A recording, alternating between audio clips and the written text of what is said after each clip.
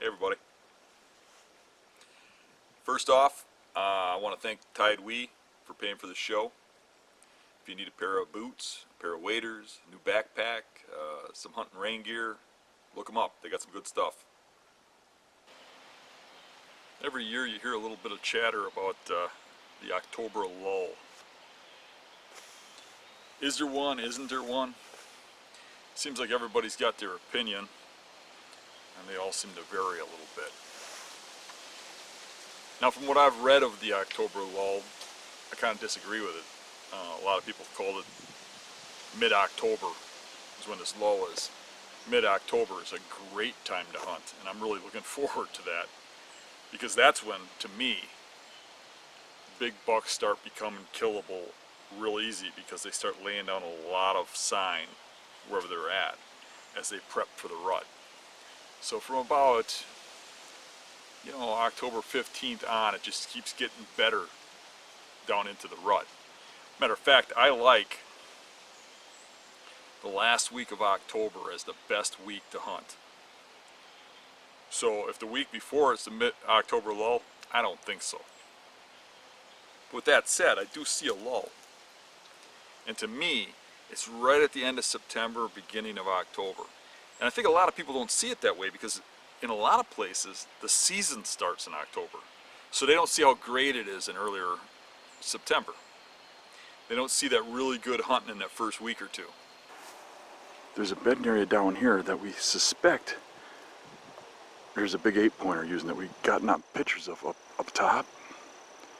I hunted the other side of the bedding area a few days ago, and some does came out and spooked. I got a real good spot over here, and the wind's blowing like this today. Trouble is, the only way back here is from over there. That's the only legally way I have access. So my wind blows into the bedding there. So I literally really quick walked over here. So I was actually upwind of the deer, kind of on the other side of the bedding area. So I would think they would think this side's safe as long as they didn't kick out of the bedding area. Because the wind's blowing like this, they would have got my wind way over there. That might actually help me and have them go this way. We'll see. But I do think sometimes if you race across, I mean, you don't run, but you don't sit around. They just get a gust of your wind and they calm back down, maybe. Nothing. Not a single deer. As I get closer to my destination, a lot of sign. Some more over there.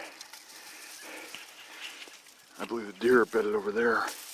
The crops are over here.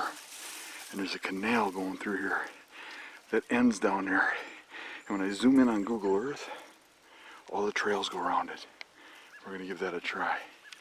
There's corn over there, clover over here. We're probably going to kick some deer as we go in here.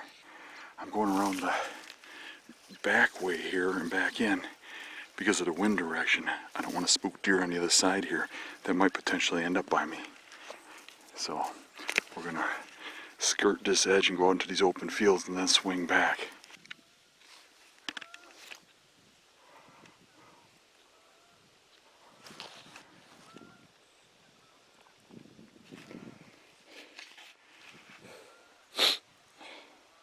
Just checking my onyx, taking a breather for a second and slowing down. There's all these beds out here like this. Everywhere out here. Pretty sure these are night beds. There's also rubs on all the brush out here. The crops are over there. It's just grass to the crops. I believe the deer are bedding by them poplars over the hill into a swampy area where there's a canal, and then they're bedding on that point. And from the looks of the map, I would say they're going around this canal that ends right in front of me here. And if you zoom in, you can see all the trails there. So I'm going to slide over there and get set up. Hopefully we see some deer. I'm kind of impressed by the amount of sign here. Kind of interesting.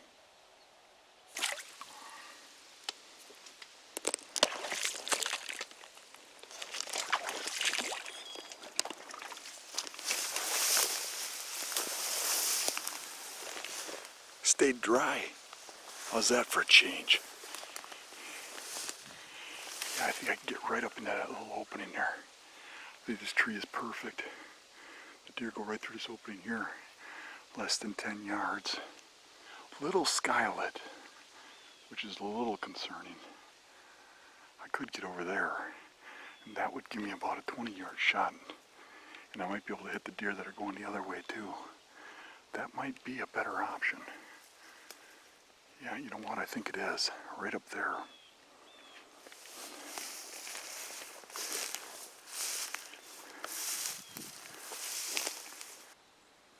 Well, it took me about an hour to navigate out here and sneak into the spot.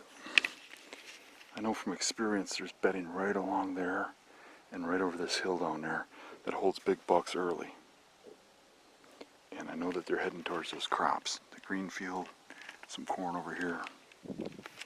So I know that there's been a guy that hunts back here with gun season a little bit out of a stand down there.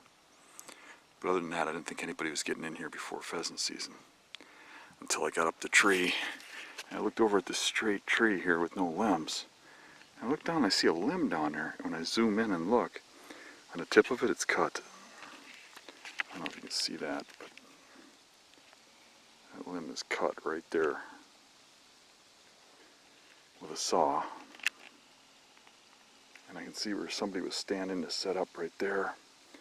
And they went up that tree with a climber. And by the looks of how matted that grass is, and the trail going to it, guy's been hunting there a little bit. He's been there at least 2 or 3 times. So, looks like somebody's onto this spot. And I'm sure by now they got the big bucks figuring this out. So, I could either move down further or pack it up. It's getting pretty late now to reset up.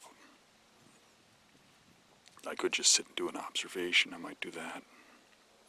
Just glass. I ain't gonna shoot anything here. I don't know if that guy's been in here. I mean, the trail, the main trail comes through here like right here and right there, right underneath this tree. Them deer know he's there. And even so, I mean, in a climber, a deer ain't gonna miss you sitting there. There's no limbs or anything. Skylit. Every deer is seeing him.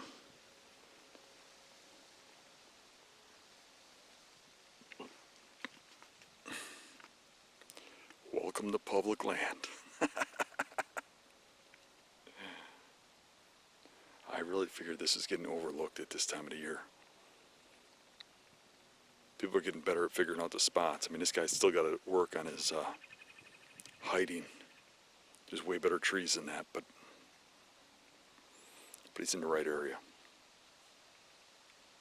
So I went scouting a little bit around after I got down, because I wasn't going to sit there with that guy having a setup right next to me. And there was something hanging in a tree, a piece of toilet paper that didn't look right. So I went over and checked it out, and there's a gut pile and a trail where he dragged a deer out. So even at that bad setup, you got a deer.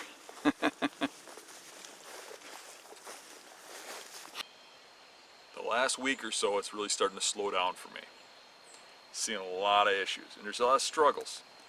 And when you choose public land, you got things you got to deal with that are outside of your control. I've been interrupted by duck hunters. I've been interrupted by kids walking through the woods. I've been interrupted by squirrel hunters. I get to spots where I don't think anybody would go, really look overlooked, really look remote, and you find boot prints, you find setups, you find gut piles, and it throws a wrench in your game. But really, you chose this. You chose public land, and you chose to go head to head with all the other hunters. Well, I ran out for a last minute hunt here and set up on an island that's about 1/8 of a mile from the parking lot, and there's a nice trail going most of the way. But this spot usually produces, and it's going to get duck hunted out here pretty soon. Saturday opens duck season, and there's going to be duck hunters all around this island hunting. I know from experience that there's a lot of deer in here. I was a little worried about this year because the DNR put a road in right next to, going right past, and I found footprints on the trail coming in here through the muck. So somebody willing to walk through water and muck followed the deer trail out here. I don't see no sign of anybody hunting here though, but I do see a lot of deer sign. Unfortunately, not a lot of big buck sign, but you never know. I've killed a lot of big bucks here, so have a bunch of my friends. This is a good spot. It holds big bucks. It's a primary bedding area. And by the looks of all the deer tracks and stuff, I think there's deer in there. The tracks I found were probably a week old, maybe older. But somebody was in here at some point a week or two ago. Don't know that they hunted. I don't see any sign of somebody hunting. Maybe they just scouted, maybe they're just exploring. They did get sent here though. But we got major bedding right out here in these cattails.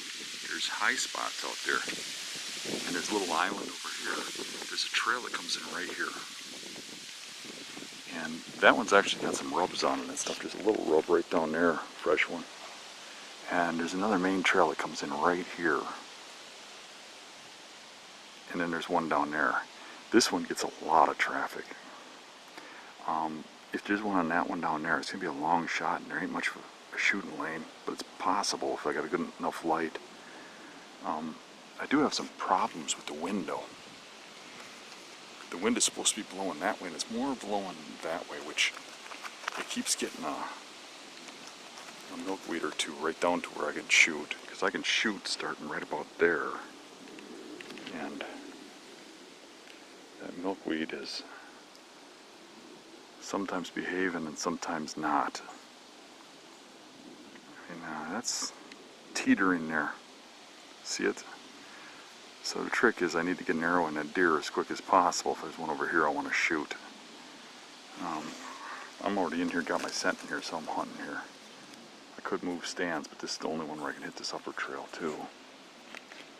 And see, now it's behaving. But we have a scrape right there and another scrape over there. But I didn't see any real big tracks, but it's really hard to tell the track size.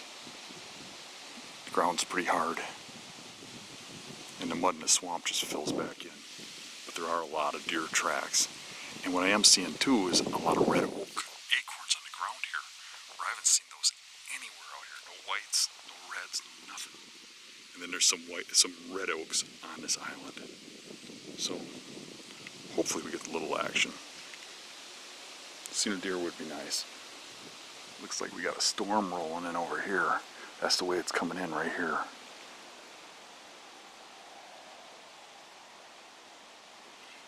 Pretty sure that's gonna nail us. Coming a little faster, harder now. I can hear thunder in the background. Hopefully we don't get thunder and lightning being in the only big trees out in the marsh where everything else is cattails. I hate to have lightning hit these trees. We're getting some wind gusts up to about 20 miles an hour.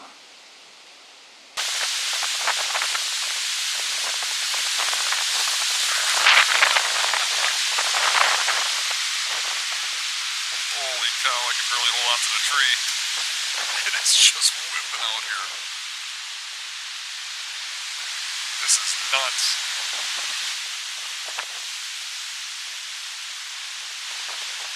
Here comes the rain. Look, you can see the rain just pouring over here. Here it comes, here it comes. Now here it is. Oh man. I'm gonna have to put the camera away until the rain stops. Holy cow. Look at it coming through through the trees. This is nuts. I can barely hold on to the tree. It's still raining, but it's lightening up. I can see the sun popping back out over there. Man, that was insane. I'm soaked, but those winds got insane. It had to be 30 or 40 mile an hour winds. Almost blew me out of the tree. A big limb came crashing off this tree and fell on the ground down there. It's like, holy crap. 20 feet up. It's a little bit concerning when I'm getting hit by 40 mile an hour winds and vertical rain. It was pretty intense there for a minute. I'm hoping when this rain stops that the deer are soaked out in those cattails and they get up and come in here to dry off. We'll see. I heard one slurping around just before the rain started.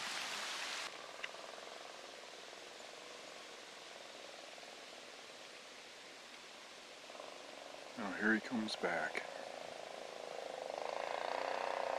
Jesus Christ. Can't catch a break.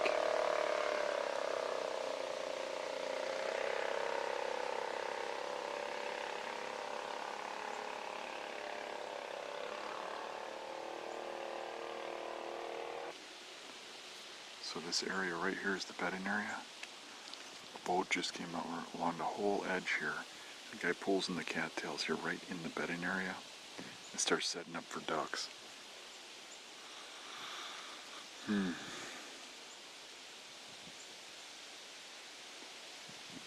Ducks don't even open until next Saturday. I don't know what he's doing.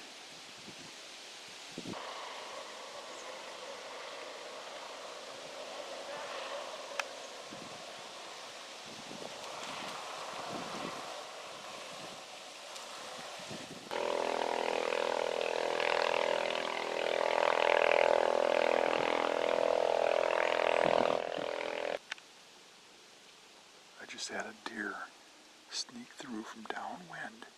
I noticed it right there, and it kept looking over here, sniffing and sneaking, and it went into those trees right there, and I never saw it again. It came from over there, and I heard some splashing over there before. I'm surprised it came through because it had to get downwind to me to get over there.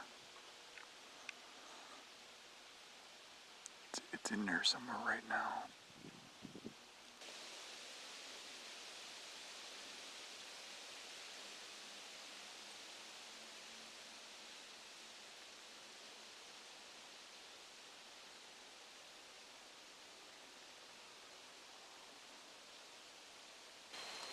And when I see the spots I'm picking that I used to have to myself, now have people in them. When I see spots nobody would ever think to hunt before, and nobody would ever think to date that fat chick, getting hunted now, I see new hunters that are a better hunter. It brings a smile to my face. I mean, obviously it throws my hunt for the day, but I can't let that upset me. That just means I gotta dig deeper to find the spots they're not looking for. Stopping to catch my breath. This stuff's a tangle out here. Well, I decided I wanted to give that spot where we spooked the buck one more try, where the doe spooked and the buck quit coming in. I came out here with Rick. He's going to follow some of the buck sign back into an area that we haven't hunted yet and try that. When we got here, a guy dressed in cattail gear was heading out in front of us with no stand. And we were walking behind him for quite a while, and then when Rick went into the woods, we lost track of him. When I got to where I dumped into the cattails, which is halfway to my destination, the guy was standing there. He says, "Hey, where are you hunting? You following me?" And I was like, "I'm going out in those cattails." And he looked like he was a little perturbed as I was hunting his area. I've been hunting here for 30 years, at least where he was hunting. And he said the last buck he shot out there was 189 inches. Okay, it's possible. I've seen some pretty big ones over here, but I don't know for sure. I got high hopes for today. the wind's right. If that doe comes back in before she has a chance to blow, I'm killing her. And then we'll wait for the buck. I'm not taking a chance that she spooks him again. Plus, I'd like to get a kill down. But I want to give this one more chance. Just based on what I saw last time and the fact that I think a buck was coming in until he got spooked. So one more try. We'll see what happens. There's the bedding area out there. Now you can see it really well now that it's dark green because the cattails have turned brown. And you can kind of see the pronounced buck trail coming in here. Last time I was in here, a doe got up right here and walked off. A fawn got up right here. Then another doe got up over there. And this fawn ran to that doe. And then they walked right down here and fed underneath me. And it spooked. And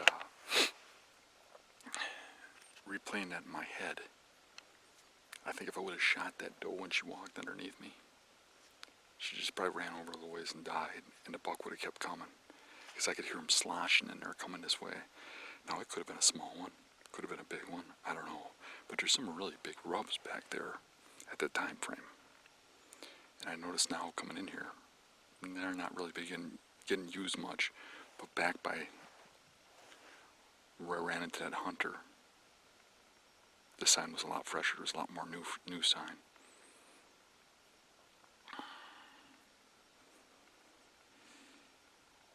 Where he's hunting, I've shot a lot of big bucks back in that area. He's not in the right spot, but he's close. Close enough to do damage.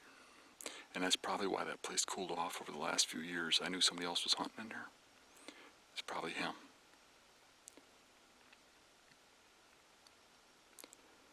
Today, if that doe shows up early, I'm putting an arrow through her before she spooks everything.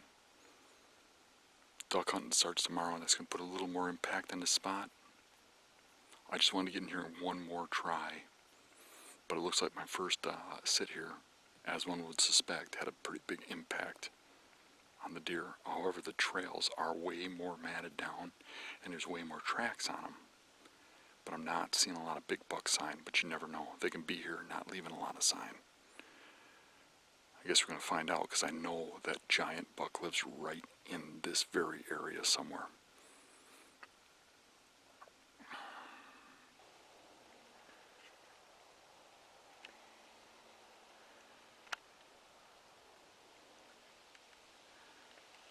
I'm heading over to the public spot where I found it turkey hunting.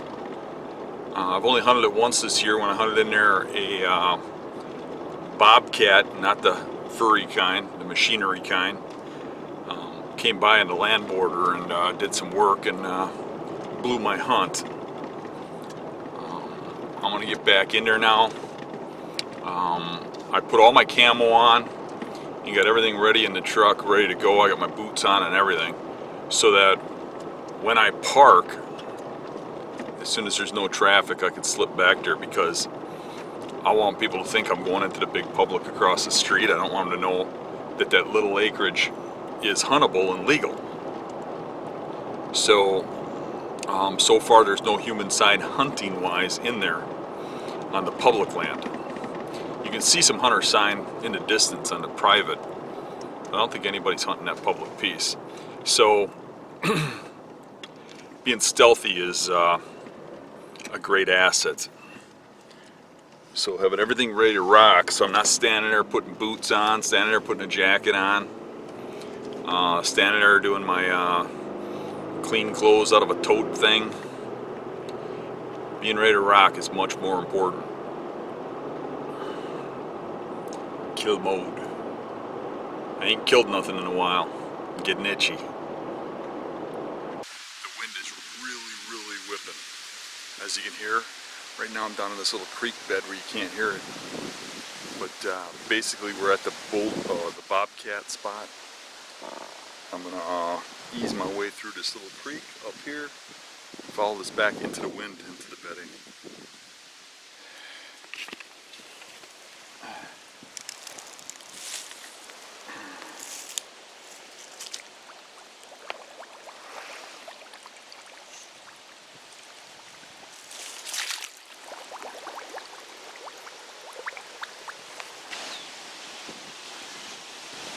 Look at the deer trails just worn into the ground here where they crossed in this canal coming out of here. There's some old historical rubs all over the place. My stand site's over there. The trouble with this area is all that invasive buckthorn. It's really hard to find a spot to hunt, but I found one tree over there. I'm actually in buckthorn. And at least you can cut buckthorn. Cut all that you want. They don't want it out here. It's invasive.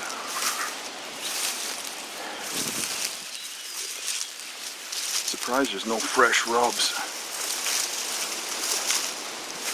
This area is just matted down. A lot of browsing.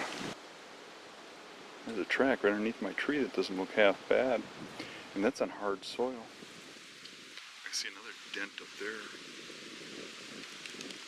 All this jewelweed is munched on. Look at over there. It is just munched to the ground. Now, when I scouted this, it looks like there's heavy sign feeding back in this thick woods here on all the underbrush, staging into crop fields. There's high grass and open area here, and these trees just seem to funnel the deer onto the bedding over there, what I think is bedding. So, looking forward to giving this a shot. Whether we see deer or not, I don't know. I don't know exactly where the bedding is. I suspect it's right over there. Based on maps and stuff, I can see some really thick cover over there and trails leading into there. This area here is just fed really heavy. I mean, if you look down here, you can see all that jewelweed is chewed down and mowed down to the ground where they're coming through here. You can just see the trails through the grass in here. And this trail is just pounded. And when you get back in here, there's like, I don't know, 15, 20 trails that all meet here. And they go through here, and that's where I think they go into bedding. And it ain't far. So I think if they get up in bedding, they go across grass to get into this woods. They got to come to here to even start browsing. So in that sense, it seems good. Getting an arrow through some of this stuff is not going to be easy. If they're feeding on that stuff, I got to pick little holes through there to shoot. But it's a pretty good start to the spot. I'm a little concerned about the wind. It's not exactly what they predicted. What I got out of the prediction was it should be southwest right now, changing to south, and it is pretty much straight west, which is okay. But it's right on the edge. If a deer goes over here, that wind's blowing like this, and I gotta shoot him right in here. So it's a little tricky, but it always is, right? You never get it perfect.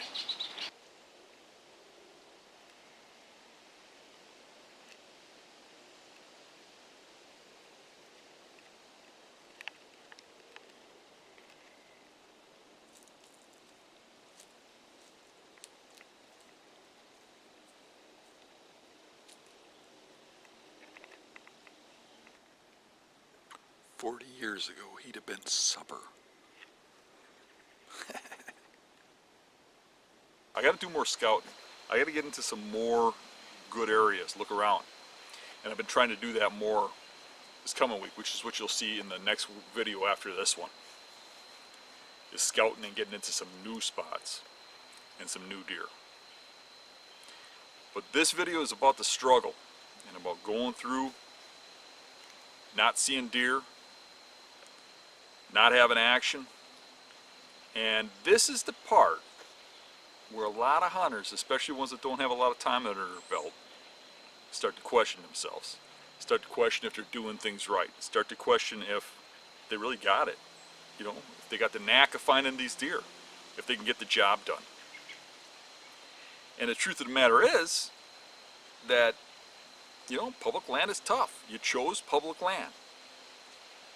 Now, I've gone day after day after day without seeing nothing, and then all of a sudden, the plan comes together, the buck walks out, and it works. Just because you find a bunch of rubs coming out of a bedding area doesn't mean you're onto something great. It may look good on the outside, but you gotta sit it and find out what happens. And you can have the best spot in the world and just have the wrong day, wrong afternoon. And then you burn it, you get your scent in there, you screw it up, and you gotta move on. So you can't put all your eggs in one basket, one spot, one area. You have to just be able to take a hit, get up, brush yourself off, move on, and keep going at it. As I was sitting struggling in the hunts you're going to watch, I was thinking, you know what? I remember 10 years ago to the day on October 5th, when I was filming some of these hunts, when I hunted the whole season to October 5th without seeing a buck. And I was really dragging, really kicking myself, saying, what's going on? But I just kept at it, kept at that routine.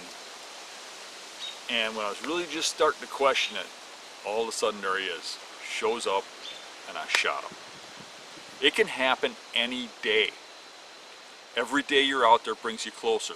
Every failure teaches you where not to go, teaches you where those bucks aren't, puts you inches closer. It's a matter of not looking at it as a failure, looking at the successes you gained, the intel you gained on that hunt. If you're just walking through the woods from point A to point B, it can be a long, grueling season. But if you're out there hunting, really hunting those bucks down and searching for them, and you're in the game, shifting around, moving to the bucks, finding them, it could be an exciting season even when you're not seeing something. Just by looking at the sign, looking at the lay of the land, looking where's he going to be next, looking at what these hunters are doing, those hunters are doing, and what's being overlooked. Thanks for watching. See you in the woods.